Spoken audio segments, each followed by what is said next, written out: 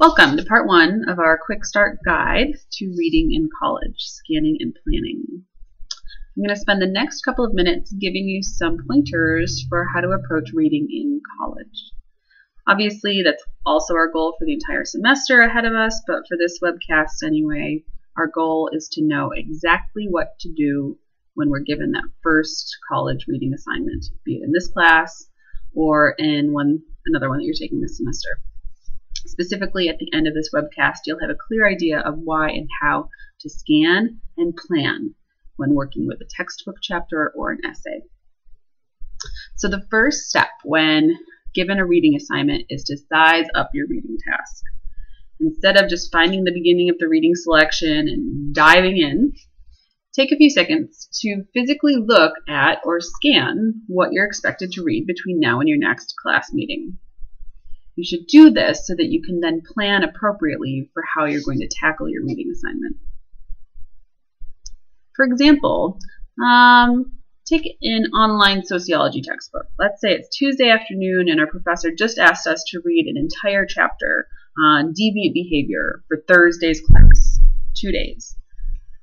Without quickly scanning the chapter, we might decide that the chapter should take us about an hour to read, and we might completely put it off until late Wednesday night. So in essence, we've made a reading plan, but we've based our plan on almost no information. The plan itself, waiting until Wednesday night to read, might be a good one, but just a few seconds of work right now would do two things. First, it would give you a better sense of how much time you should allot to your reading assignment, and second, it'll give your brain a head start on the reading process itself.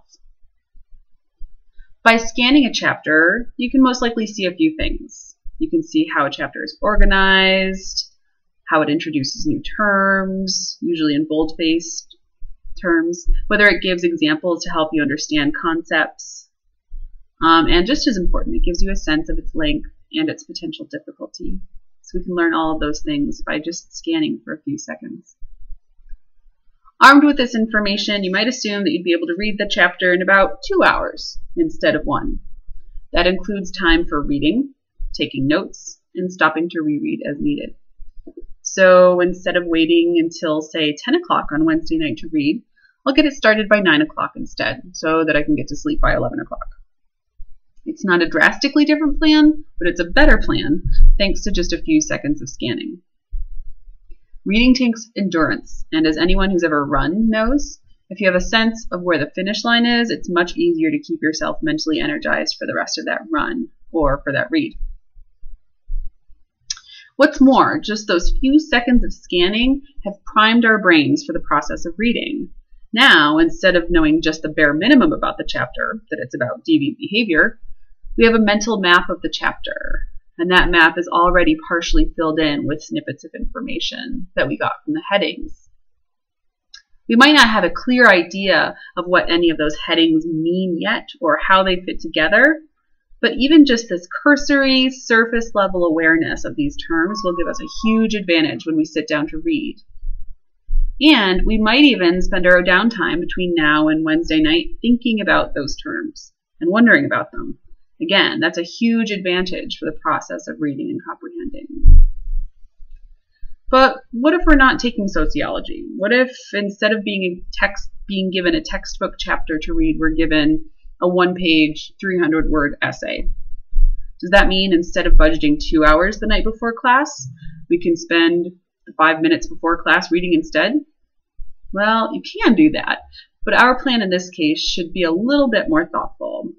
And we can think about how best to approach that reading situation.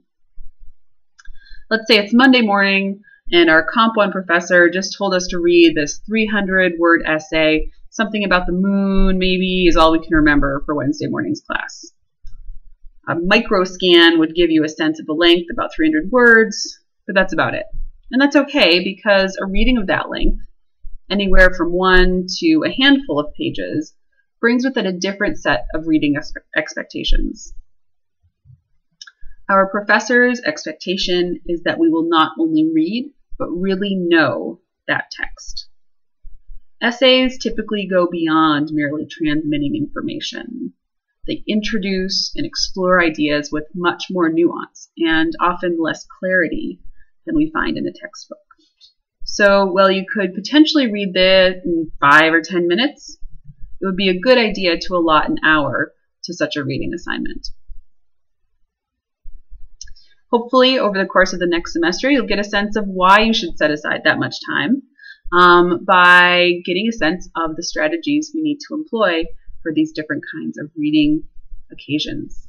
Take care.